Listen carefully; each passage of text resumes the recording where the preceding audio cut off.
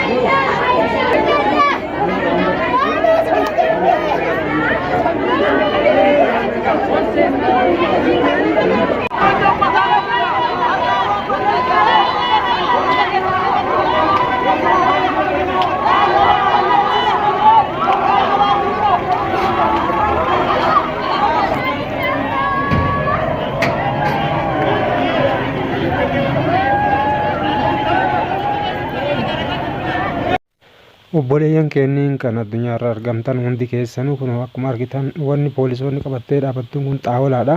Xaawolaa kanaan akka obolaatitti akka bineensaatti nama tumanii nama baay'ee dhiisanii mataa falaxanii dheeni keessa jigaa.